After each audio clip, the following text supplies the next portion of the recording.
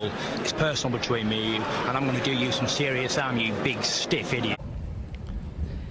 The Untouchable True School Sports Empire proudly presents something the boxing game's been missing. Hey, what's going on? It's your boy BT, and I came here to talk some boxing with the thousands of True School Sports subscribers. All right, so I wanted to touch on this subject, and by the way, this exact subject will be the subject of tonight's live, so make sure you guys tune into tonight's live because it's going to be a fun one. But there's trouble in paradise, and PBC looks like it's a freaking sinking ship right now. Let's just call a spade a spade. So this will be a bit of a two-parter. The first news is that, Canelo Alvarez has officially decided to leave PBC. It's been confirmed by multiple sources. It was originally reported by my main man, Rick Glazer. They always hit on Rick Glazer, but Rick Glazer was right again. It was confirmed later on by Mike Coppinger. Canelo Alvarez will be leaving PBC. He will not be fighting Terence Crawford next. He will not be fighting Jermall Charlo next. They will not come to terms on their next fights for PBC because remember, Canelo signed a 3-fight deal. He had 2 fights left on the deal, and they just couldn't come to terms on the deal. So there's trouble in paradise, and it looks like Canelo Alvarez is going to be going to Matchroom Boxing, and this is a good example of why in life, right? You should never burn bridges with people because you never know when those relationships could come to serve you and you for your benefit, right? So now Canelo Alvarez looks like he's going to be pivoting into a reunion, a deal back with the Zone, and it's fully expected and it's anticipated that Canelo Alvarez winds up fighting the likes of Haymon and Edgar Berlanga. Now, I'm not gonna really sit here and harp too much on him not fighting Benavidez. I beat it like a dead drum. That's been beaten like a dead drum by the hardcore boxing community. It is what it is. But that's what's gonna happen. He's gonna go to the Zone and fight the guys like Munguia and Berlanga. And listen, it's funny that those are the 2 fights that he's gonna wind up pursuing because there was a time when I used to always say, I've always thought that those 2 fights were always fights that Canelo had in his back pocket whenever he wanted. I've always said that. If you could go back and you check my video history, I've always said, Haymon is a fight that Canelo has in his back pocket. I always thought that Edgar Berlanga was a fight that if Edgar performed well enough, and it's kept that O of his, with him being Puerto Rican and whatnot, they could play on the whole Mexico versus Puerto Rico thing, and it looks like that's the route Canelo's gonna go. So, look, it looks like Canelo just played PBC and Al Haymon like a fiddle, so they lose the cash cow of boxing, right? And if that wasn't bad enough on its own, like if it wasn't bad enough on its own that Canelo's gonna leave PBC, he's gonna go with Eddie Hearn, he's gonna explore fights against guys like Munguia and Berlanga. If that wasn't bad enough, let's add on top of that, Terence Crawford's contract for the rematch clause with Errol Spence has officially expired, meaning that Terence Crawford is now officially, at this moment in time, a promotional free agent, meaning that he could explore other options, other avenues with any promoter in boxing, right? And on top of that, just to add further on to that story, it was also reported that the WBO and the president, Paco Valcarcel, Paco and Terence and Team Crawford have already been exploring the possibility of Terence being declared a super champion so that he could move up to 154 and get it and become the automatic mandatory for Tim Tszyu, who we know Tim Tszyu has a fight here in Vegas lined up with Keith Thurman at the end of next month. So not only is Terence Crawford not with PBC anymore, it looks like he'll be free to do whatever he wants. Because remember, guys, please be very understanding and just know this: while Tim Tszyu is he's fought under the PBC umbrella, he's not necessarily a PBC fighter.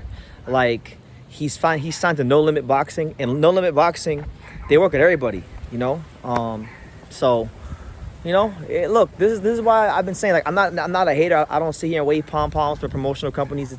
I want all the promotional companies to succeed. So I don't take any joy in PBC doing bad or anything like that.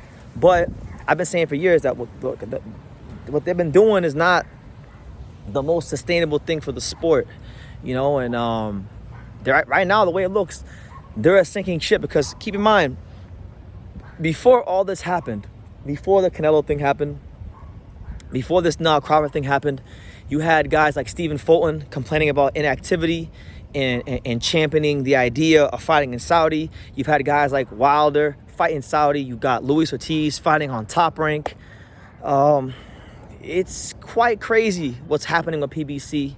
And I hope for their sake and for the sake of just boxing in general, they can kind of get things right. Because if not, if you really look at things from a long-term perspective, right?